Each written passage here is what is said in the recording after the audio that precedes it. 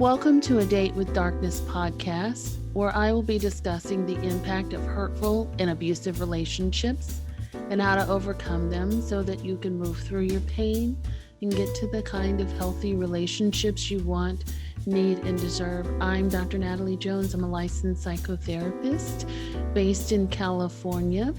While I hope that you find this podcast educational and informational, please note it should not be substituted for treatment with a licensed mental health professional.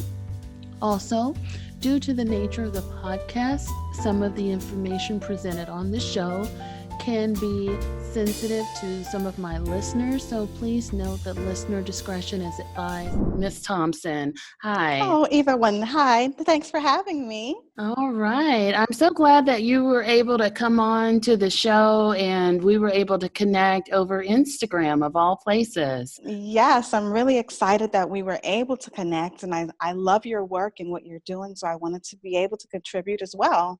Yes, and I think our listeners are going to be thrilled to hear what you have to say because you have a very unique expertise. So, please just tell us about yourself and what you do. Okay, wonderful. Thank you. I will. My name is Chaute Thompson. I am a licensed mental health counselor, and I am a certified family mediator for the Florida Supreme Court. Mm. I also assist women that have gone through divorce as a reset coach, helping them to redefine and rediscover themselves. And I'm a divorce mindfulness coach, which I'm helping individuals when they finally say that, okay, they want to have a divorce, they see the relationship is not working.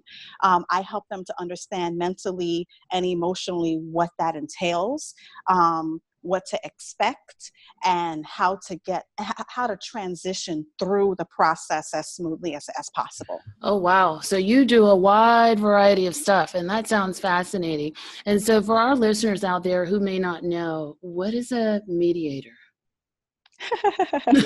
A mediator, great question. Basically, what a mediator does is we work with individuals that the court or they decide that they're going to have a divorce, and before they go to the courts for the judges to really make all of the decisions as far as what's going to be allotted to each of them, they come to a mediator, and a mediator helps them facilitate with making these decisions, negotiating with each of them, making decisions for themselves. So a mediator facilitates the big decisions, the difficult decisions that they have to make when it comes to parenting, when it comes to alimony, when it comes to the assets, when it comes to who's going to get what and how are they going to separate it all.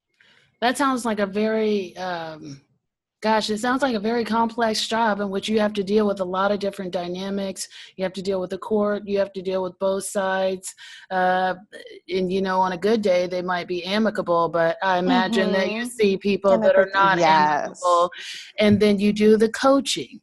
Yes. Okay. Yes. So I have to wear the many different hats and not intertwine them. Yes.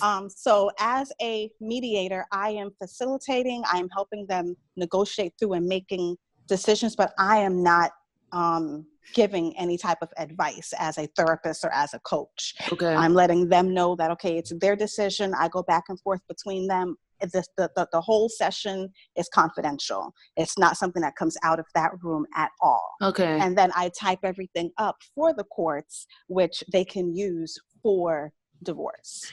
Wow. Okay. That sounds pretty awesome. And I imagine you get to see and hear a lot of things. Mm-hmm.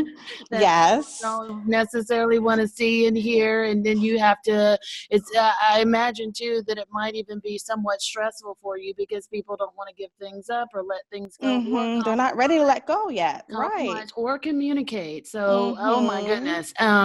So that sounds vastly different from the coaching. And, definitely. Okay, so tell me, Ms. Thompson, what drives your passion behind your work? How did you get into this? Well, the passion really came from my own personal experiences. And then from that, just seeing that I really want to help. I genuinely want to be able to make a difference. And although I truly see that relationships are beautiful when they're working.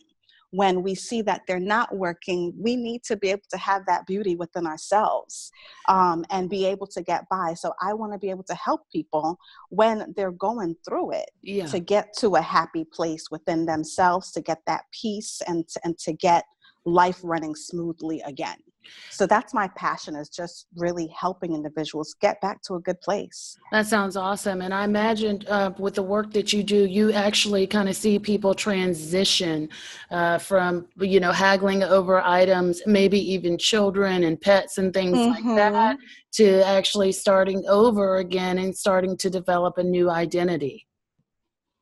Very true. And this is why I'm doing my reset coach, because as a reset coach, I'm able to help them redefine and rediscover themselves and see that the past is not going to define me. Although my relationship did not work, although I'm not feeling the best right now, there's ways to get through it. There's ways to grow. There's ways to reflect from it all and be my best self. Okay. Tell me a little bit more about the reset coach and kind of what that entails. Okay. In terms The of the reset work. coach is basically where I am working with individuals. I'm helping them to take note of where they are in the here and now, where it's the feelings are really funky, it's not feeling really good, that they're really not happy, and helping them to make sense of it. What role did they play? What role did the other person play? Reflecting on all of that, and then finding ways to say, okay, set some goals as far as where you'd like to be. Where do you want to see yourself career-wise or personal life-wise? And then we start to live outside the box, and we start to look within ourselves about our strengths and how all of those can help us to make better decisions for ourselves.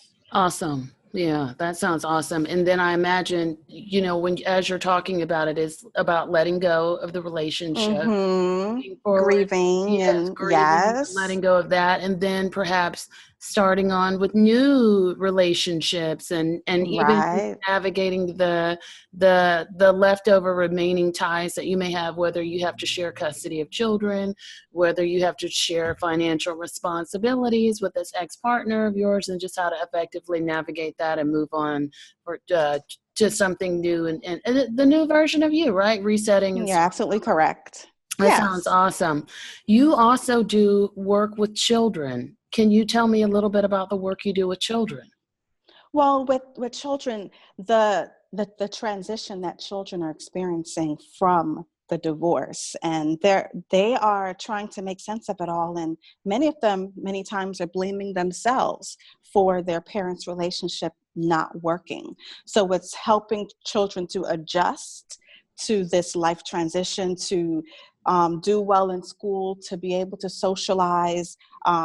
So it's building the family dynamics and the relationship, and just making sense, helping the children to make sense of the here and now, and to accept it, and to live in two homes, because many times they are living in home with mommy and home with daddy. So I really work with the children to do play like therapy, art like therapy, and then helping them to transition for living happier and making sense of their situation. So, and incorporating many, many coping skills for them. That sounds awesome. So you're really in there with the entire family. Yes. Okay. Whew. Got to give it to you. You are a family person, so you are really in the mix. You are in the mix with those people. And so, out of all of them, is there one of those roles in which you're more passionate about than the other, or you're just equally as passionate about all of those roles? I really want to say I'm equally as passionate, but it's passionate in different ways. For my private practice, which is Inspiring Hope Counseling Service, for that practice is really about strengthening the family unit.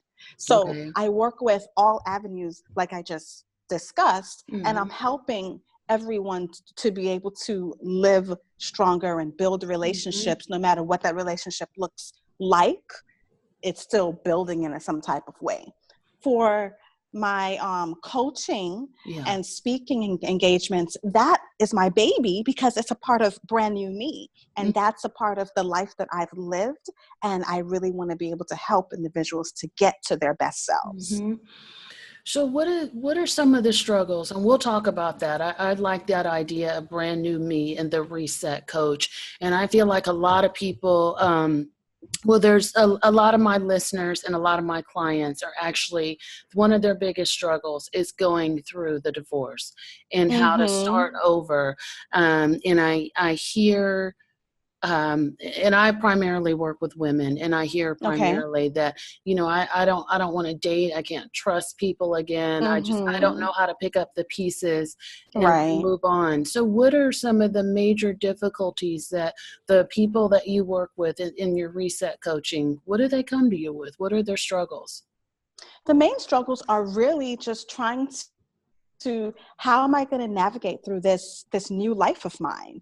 It's a lot of frustration and bitterness and anger and sadness, because life is just so different and they're trying to make sense of it. They're having a roller coaster of emotions where some days it's really good and some days it's really bad.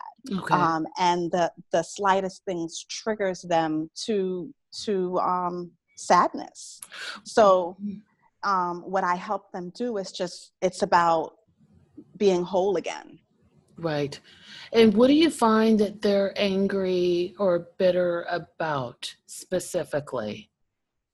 Well, it could be cheating on, infidelity in the relationship, and it could be that their spouse is getting more than they might feel their spouse deserves, or that their ex-spouse is getting more time with the children, or they're not getting the alimony that they might have felt that they deserve to get, or now the finances are not where it needs to be and they're working 2-3 jobs just trying to make it. And life is really just not what they imagined it would be. And I want to take a step back for a minute because you do both coaching and counseling. Yes, I do. How does one, well, can you talk about the two, the difference between the two, and how one would know if they need coaching versus counseling after divorce? Great question. Yeah. Okay, so counseling is about doing the deep inner work.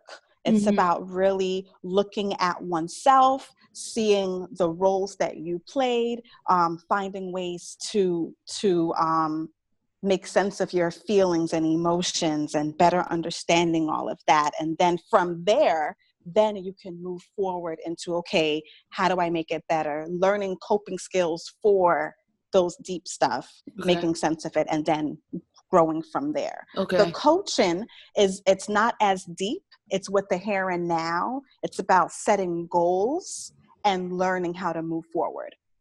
Okay. So it's more like you're supporting them, you're helping them look introspectively in counseling, and coaching is like they set the goals and you're telling them what they need to do in order to get there, pretty much. Right, exactly. Okay, good. Do you ever have clients that need both? Well, yes, sometimes, but I can't give both. Yes. I can't do that dual relationship. So I do give them the information of what each one entails so they can make an educated decision for which one they really would like to do. Okay. And so if someone comes to you and they're struggling with a divorce and they are wondering, they're looking at your services and they're saying, man, they need you. How would you say to them that they need coaching as opposed to counseling, or counseling as opposed to coaching? Does that make sense? Very good question. And really what I would do is I like to give them the education of both. I like to tell them, okay, so as your counselor, we would do this type of work where I will work with you on why you might be feeling the way you're feeling and how other relationships might have played a role in how you're reacting now. And so I'll give them the background knowledge of what it's going to entail. And then with the coaching, I'll let them know, okay, this is where we're dealing with the here and now and setting some goals. And I'm going to be able to help you to know which avenues to take or what to research, what books to read, what self-help things to do, what type of things to journal. And from there, I'll say, so I recommend counseling, but it's Mm-hmm. up to you if you would like to go with coaching. Mm-hmm. So it's the decision is theirs, but I give them all of the education. Okay, that sounds awesome. And, as a woman, or women are transitioning out of the relationship, or I guess people, I should say, and not necessarily women. Yeah. I'm saying women because that's mainly who I work with. But as people are letting go and transitioning out of their relationship, they are letting go via the process of divorce. There are a lot of changes that come with that. What are some of the ways in which you help the women, or the people that you work with rather, manage the woes of divorce, the challenges of divorce? Okay, well, helping them to manage the challenges that comes with divorces is encouraging them to get some type of support system, encouraging them to have either a church brother or sister, or a family member, or a friend, or a therapist, like someone that they feel truly comfortable with, to really vent and have their moments where they can be unapologetically themselves and speak their truth. So that's definitely one way that I'm able to offer them some type of support, because it's hard. The emotions are everywhere. So that's one way for sure. And then other ways is where they're able to do some self-care. Because without self-care, they're really going to feel drained emotionally, mentally, physically. So I encourage self-care during these times when they're not their best. Okay. And then I'm thinking particularly about people that go through messy divorces. People that their partner does not, or their ex-partner rather, doesn't want to pay them a dime of child support.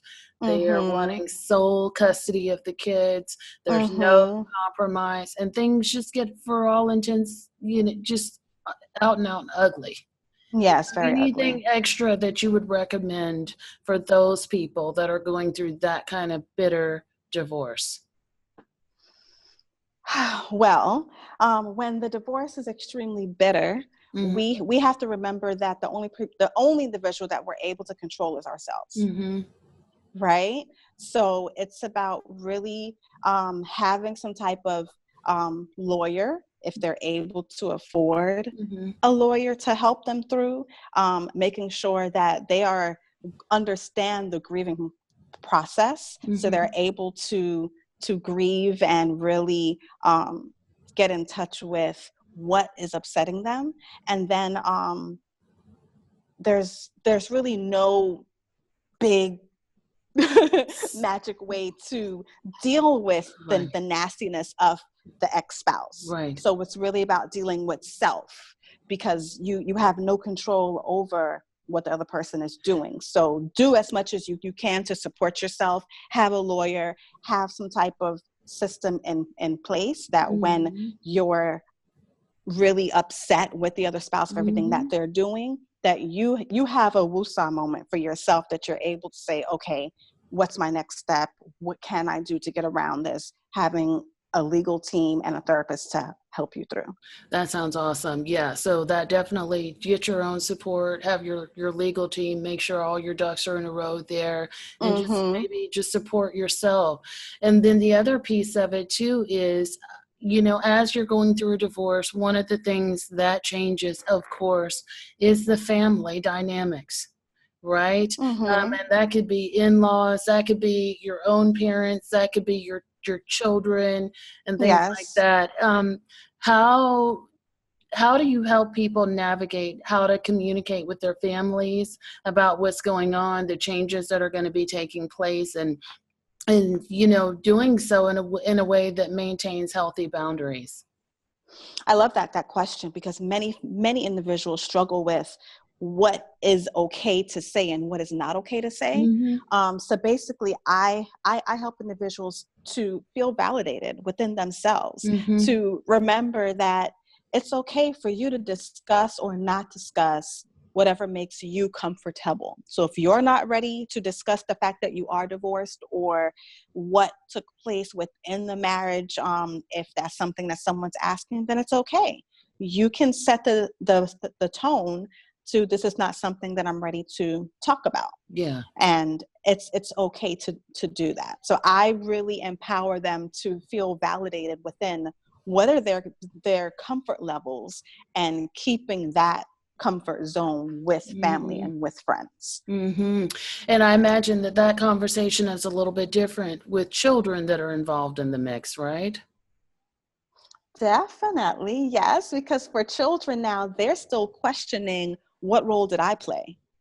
So I really speak with children to help them to, I use narrative therapy with children to paint a story of who's responsible for what, so they're better able to understand, okay, and I really put it down to their own level with other children. So once they can understand, when they're playing with their friends, and let's say a friend does something wrong, I'll ask them, are you responsible for that, or is your friend responsible for that? So once they're better able to learn more about responsibilities, then they can better understand about their parents and who's responsible for what. That sounds awesome. I love that. The teaching them who's responsible for what through narrative therapy. And for folks who aren't familiar with narrative therapy, can you tell them a little bit about what that is? All righty. Well, narrative therapy truly just uses stories to help you understand different perspectives.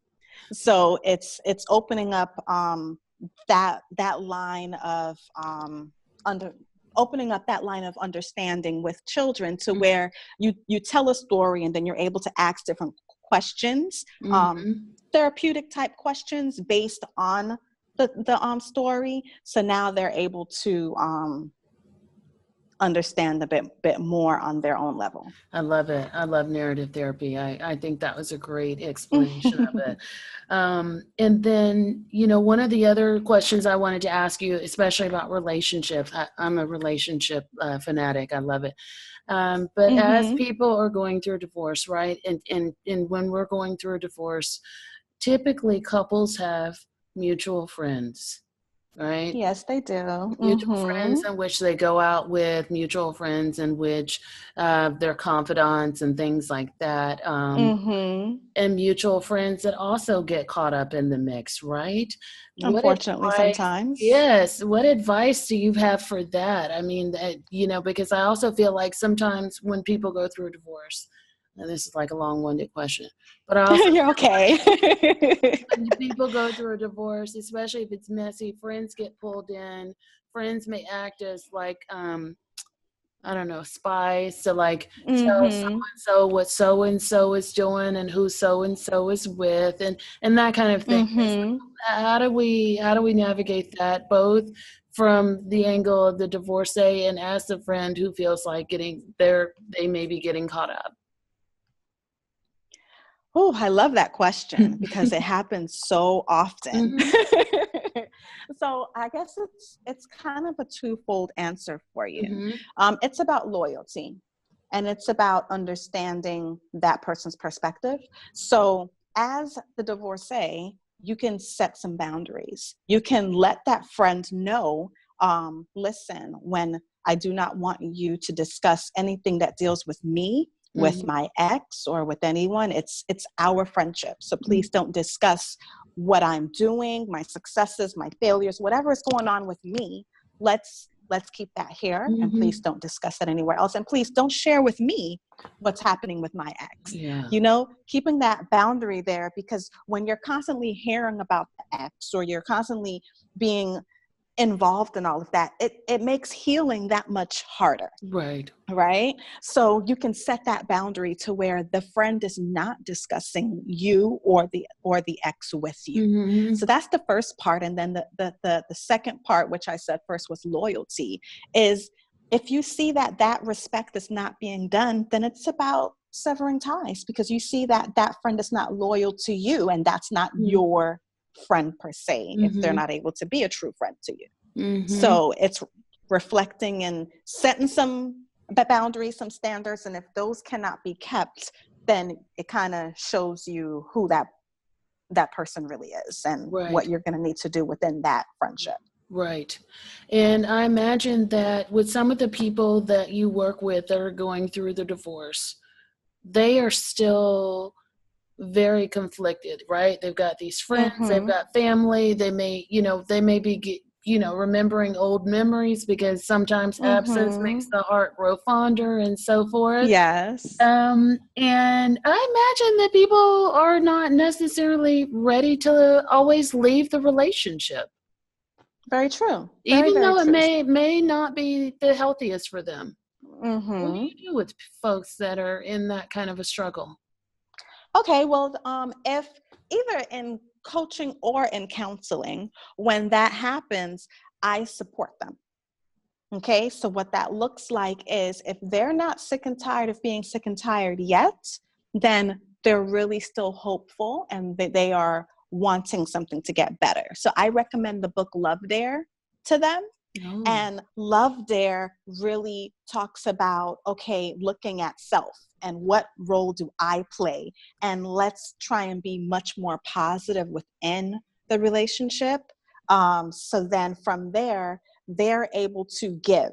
And when the awesome thing about giving is the more you give and the more you change your perspective to seeing the positives, the more you're able to see, because you're focusing on this more. I see. So that book helps them if they apply it all. That helps them, and they either choose to stay in the relationship if things really start to get better because the other spouse is seeing these great things that they're doing and they start to apply themselves to a little bit more, or they really see that, okay, they finally do become sick and tired of being sick and tired. But point blank period, I support them and I give them some type of resources to help them be stronger within the relationship. Okay. And then as a segue into that, let's say you do have the folks that are ready to transition on and they're ready to move on and they're ready to rediscover their new identity. What are some of the resources that you suggest for people that are ready to just kind of go full steam ahead and put the past behind them and put this as a close this chapter, I guess? The very first thing that I always recommend is journaling. Okay. Because with journaling, they're able to reflect. And I like them to think outside the box. So we all know the traditional journaling where pen and paper when we're writing things down. But I like the non-traditional journaling that you can either take pictures or memes or use Pinterest and you can create a collage. And this collage is really a collage of your innermost thoughts and feelings and dislikes and likes. So this collage is your journal of pictures and memes. Or you can do a video diary where you have a folder of videos of you talking, because as you're talking, you're getting into your subconscious and just speaking without any filter and without thinking extra about it. That's what happens when you're writing as well. So either a video, audio, or picture journal in addition to or instead of the traditional writings. That's the first resource I love to recommend because it helps them to reflect. It helps them with closure. It helps them with grieving. It helps with all avenues of healing. That sounds awesome. I like that one. Okay. And any others that you'd recommend for our folks that are ready to just move full steam ahead? Definitely counseling. I think getting some type of therapy helps. It helps them to understand where they were and where they'd like to be. And it helps them to accept what was and what is. So that plays a major role in healing. I like that. I feel like those are like hand in hand, but of course, I'm biased, right? We probably both are. So I want to take a step back because I feel like we've talked a lot more about the coaching, which has been great. I feel like the coaching is something that's often looked over or dismissed or what have you. But I also want to take a step back and revisit the mediation. Because Mm-hmm. I also think the family unit is very important. And if you don't mind, I'd like Very, to ask you very. some Mm-hmm. questions about that. Sure. I want to switch gears a little bit. When you're doing the mediation with the family, can you tell me a little bit about the challenges that are coming up for you with families that you work with? Okay, well, major challenges that come up are individuals are not ready to let go. So, and they might come in a bit upset, bitter because of whatever is going on or what went on in the relationship. Okay. So when they come in, I'm able to set the tone, let them know what's expected in mediation, where it's confidential, where we will be in one room, we'll be able to discuss. Okay. But if we see that they're not able to stay in the same room, then I'll separate them and we'll be able to be in separate rooms and I will go back and forth between them. And that only happens if you're seeing a lot of anger or you're seeing a lot of body language that they're getting agitated Okay. by hearing the other person speak. Okay. So when this takes place, it's time to be separated into different rooms. Wow. Okay. And what is it that you find that they're not ready to let go of? Is it the relationship? Is it the stuff? Is it the children? What is it that you find that they have difficulty letting go of? It really varies for each couple, but many times it's the children. They don't want to Okay. share their children. They want to be able to Wow. have all of the time. Each person wants all of the time, or one person works more than the other, so they don't want to allow them to make some type of arrangements for grandma to keep Gotcha. the little one when it's their turn. Like they Yeah. say, well, you're at work, so I want Billy all the time, and Yeah. it's okay, I can keep him. But dad and mom both want time with little Billy, so it's Right. important to find some type of fair ground. And in Florida, I know that judges really like for children to have time with both parents. Okay. So this is something that many times it does work out in that favor for Good. both parents to have some type of time with children. Okay. But that's the main thing that I do find that parents are arguing about or uneasy about. And then the other thing is money. Money is big. So if there's alimony Yeah. involved, or sometimes one parent might feel that the other parent only wants time with their child because it might lower some of the child support. So Wow. it's like a battle in there when it Yeah. comes to making everything fair. Right. And I imagine you see a lot of what I work with come out in that room, right? Narcissism. Mm-hmm. And I'm Mm-hmm. wondering if you're able to talk at all about that, like how you know when you might be dealing with a narcissistic parent in the room, in the mediation room. What do you see what are some of the signs that you see in mediation? Really, it's about that body language. It's Okay. about if you see that they are taking charge or they are feeling so calm that they are going to get everything that they desire, um, and they're not phased in any way by the reactions of the spouse, because that they Yeah. are getting reactions from Okay. the ex-spouse. Okay. So that helps me to see that, okay, there might be some type of narcissism there. But Mhm. really what I focus on is not really going in there with any of my own thoughts per se. It's really about helping Yeah. them to, so Yeah. I'm just simply facilitating. Sure. And as long as both parties are willing to participate, and I'm not seeing that anyone is under duress, like if there's domestic violence happening Oh, or no. one spouse might be fearful, that they must make certain decisions based on domestic violence that has occurred, even if they come in and they both feel that they want to have mediation, if I sense any of that, I end it right then and there, because it's not going to be a fair mediation. How are you able to sense that, or is that something that has to be disclosed to you prior to coming in? How do you determine whether or not there's been some sort of domestic violence? Well, first I would read body language, and then if I'm sensing anything, then I do speak with them privately I see. to find out if that does play a role, Okay. because I can't just assume. But Okay. if they let me know that there's no domestic violence and they feel quite comfortable moving forward, then Okay. I follow through with what they're sharing with Okay. me. And now I've heard you say body language quite a bit, right? So I'm curious, and I know Yes. the listeners are curious about the body language. What are some of the body language signs that you say that you pick up on that say, hey, this is not okay, or this person is just not ready to let go, or some of the other things that you talked about? Can you talk about some of the body language that you see in the room?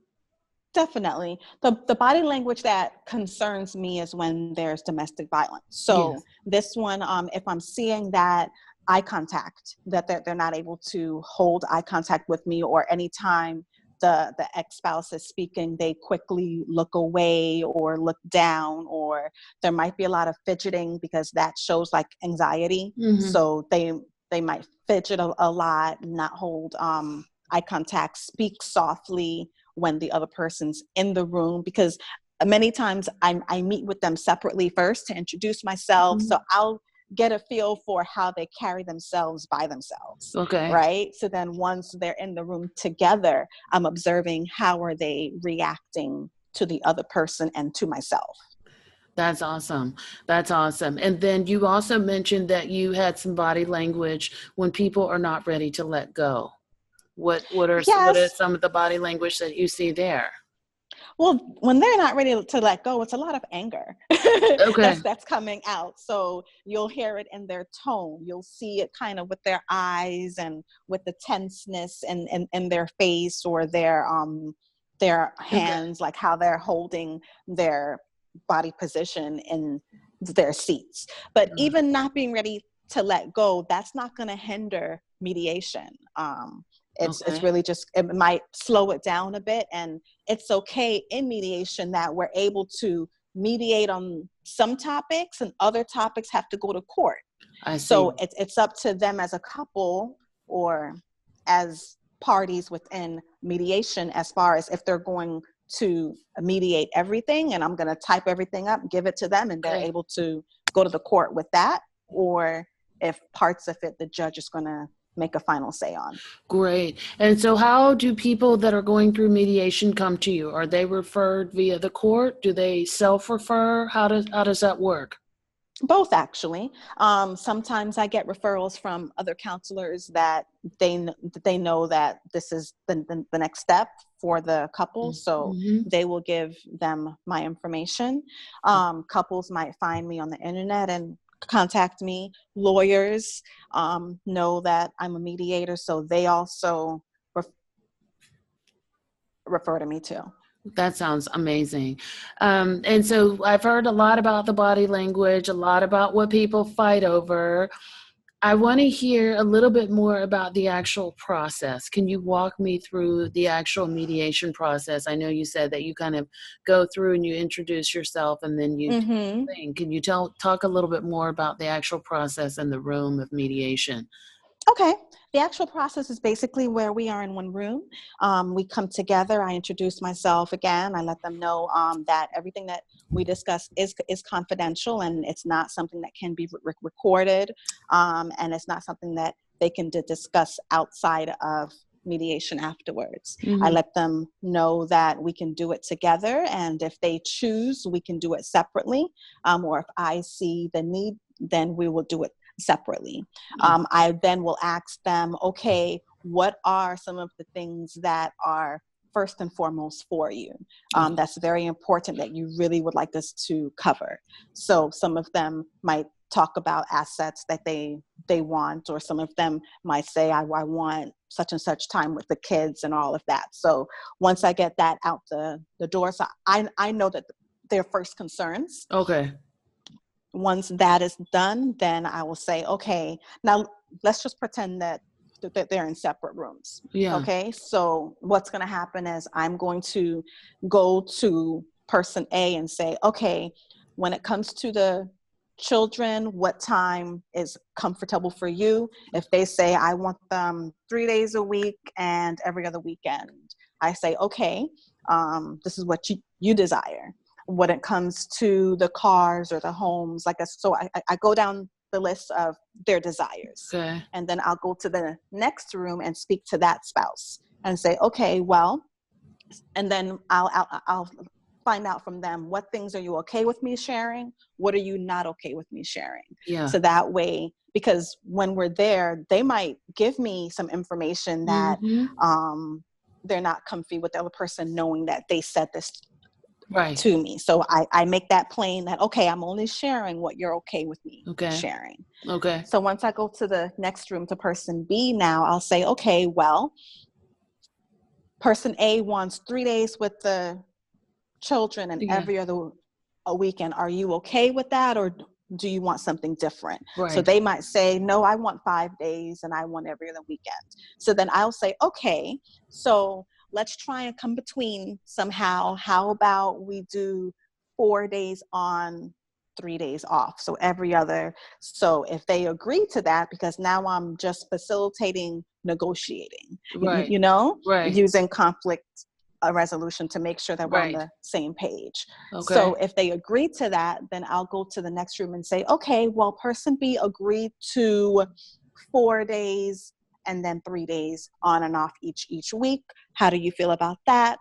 So if they say yes, then we're saying, okay, perfect. So we have this down, that we're going to have every other weekend, and we're going to have certain days. I say Monday, Tuesday, Wednesday, and then the other, Yeah. So we were able to decide upon exactly. And then we go to the next topic, the cars. Okay, so wow. You purchased this car, Is it okay that you keep your car and he keeps his car? Is that okay with you? Yeah. If she says yes, then I go to the next room and I say that. So it's really a back and forth, facilitating, negotiating, compromising, helping them to compromise, conflict resolution, using all of those skills to help them come up with a decision that works best or is the smoothest decision for transition. Both parties are not going to be 100% happy with all of the decisions, but at least they were able to make the decisions for themselves and not the court having to make it for them. Sure. And then, so how long does this go on? Normally 2 hours. Okay. It's allotted for 2 hours. And if it's longer, then we either schedule for another day or we continue on and there's more charges after that. Okay. So you start out with 2 hours and then it can potentially go longer if it doesn't work out peacefully. And then are you then, once you guys have come to an agreement as much as they can, then you write a report to the judge, to their attorney, or how does that work? If they have an attorney or either one, I write a report. Okay. And this report is court binding to, they can, either the lawyers will bring it to the court or they will bring it to the court. The judge will sign off on it and then they have dissolved their marriage. Wow. Okay. It sounds easy peasy, almost like a business agreement, right? It is. Yeah, it's a business agreement. It's kind of like, this is what it is. You take this, I take this, and we walk away. Boom, it's done. And then you write it up and it's like court binding and that's the end of that. So there's that sense of finality to it when it comes down to that. But it sounds, yes, it is. You make it sound as though when they come to you, it's pretty straightforward and it's a done deal. Is it always smooth? If they agree, no. Yes. Right. No, it's not always smooth. It's if they can agree. If they come and they are able to either agree to disagree. And sometimes that's what they're doing. Like, okay, I'm not happy with this choice, but you know what? I'm ready for this to be done. Yeah. So, okay, fine. I'll agree to this. Okay. Okay. Okay. Or it's, I'm fighting tooth and nail to the end of it. I don't care. I'm not letting up on this. Then I will say, okay, it seems like this is something that we're going to have to leave for later and let the courts decide. Okay. Okay. So there's some people that come to you and nothing gets worked out or it doesn't get Mm-hmm. resolved because they're just not ready to let go. Exactly. Huh. That's probably a sign right there of something, right? That this is going to be, you're going to fight. They're going to fight to the bitter end. Right. Yeah. And so, all right. So we have a few more minutes left, and I want to switch gears again because I'm trying to get everything that you do because it's all so wonderful, and I know my listeners need this. But I want to switch gears again. We touched on the children. But I'd like to get back into that and have you walk me through the process that you in your work with children as well, and how the children are referred to you. Are they referred to you from the court, or is it like a self-referral, or how does that work as well, because you do the counseling of the kids? Many times children are referred by the parents. Parents will see the work that I do, or certain schools that I contract with will refer parents to me. Yeah. They might find me online and see, okay, you know what, I need this, because really on my profile, I let them know that if their child's grades are declining, or if you're seeing that they're not their regular happy-go-lucky socializing self, and you're seeing that this transition's affecting them, then I can assist you with all of this. And really what I do is I work with the child being on their level, because it's important to meet the children where they are. Yeah. So and it's amazing working with kids. I enjoy working with children because children many times don't realize that they're doing the work. Yeah. When we are using play-like therapy or art-like therapy or even narrative therapy, really what's happening is they're having such a good time. They're coloring, or they're drawing, or they're playing, and they're talking, they're expressing themselves. They're talking about what bothers them, or what they're happy about, or what they're not happy about. And then I'm able to teach them different lessons and incorporating the therapy into it like an art form. Yeah. And I love it. They enjoy it. I love that. What are some of the struggles that children of divorce are going through? What do you feel like are their major problems that they're going through? It's a tug of war. They are very, very emotional. They are, one, feeling like it's their fault. Two, they don't understand. Three, they really want their parents together. Those are two of the most important people in their lives. So that's who they want. So the whole dynamics of the family have changed, and they're not happy with it. It sucks. And how are they supposed to express that it sucks? Because they're kids. Right. So with that, they might daydream a bit more. They might lose focus or become very, very irritable. Like anything just makes them sad or cry or upset. And they really don't understand why. No. Wow. And so, yeah, that sounds really tough. That sounds really tough. And I imagine that children who are, their parents are going through a divorce, they are exposed to quite a bit of stuff. They see fighting, they may hear the fighting, they may see a parent not acting so much like they should, right? And just pick up on all this animosity or, things like that. Although I'm sure that there's every divorce or every relationship that ends isn't always in animosity, but there are quite a few that are. And so just navigating that. And so how do you empower the children? I know you spoke before about narrative therapy and everything like that. How do you empower them and get them to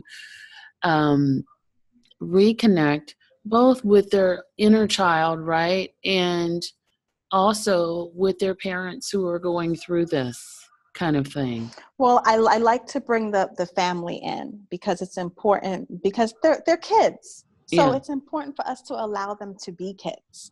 So I like to speak to the parents, and I like both parents to be involved and building the relationship. Mm-hmm. So it might not be at the same time if parents are not ready for that yet, Yeah. but I like to really talk to each parent about doing things to build a relationship with their child. I Okay. like children to be able to journal in some type of way. It might be through drawing, or it might be through actually writing, but they can talk about or draw about how they felt during that day. What Yeah. were some of the highs and some of the lows? So they're better able to start to understand their feelings. Okay. And once they're able to understand their feelings, then I'll go deeper with them about what made them feel that way. So Okay. now they're understanding about their triggers and what in their environment might make them feel certain ways. And then when they're able to better express themselves, I want them to start to use their words. That So sounds they're good. working with their parents, using their words, expressing themselves with adjectives, and building relationships. And all of that is going to empower them to feel much more comfy in their skin and with their situation.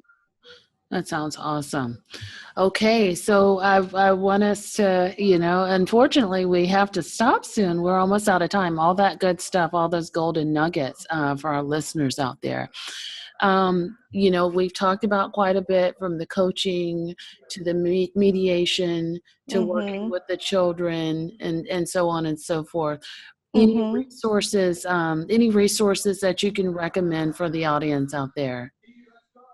Definitely. One of the resources that I really wanted to talk about was John Maxwell. Sometimes you win, sometimes you learn, Mm-hmm. because this one, in relationships, it doesn't always go the way that we want it to go. Mm-hmm. But it's important to take lessons from it all, Okay. and from that, be your best self. So this is a great resource. Okay.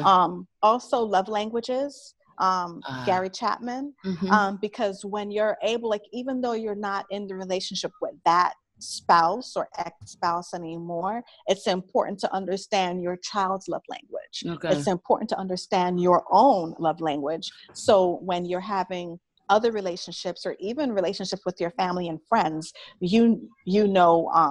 really what best, how to really show and Sure. experience love for yourself. Okay. So those are really great resources that I like to refer.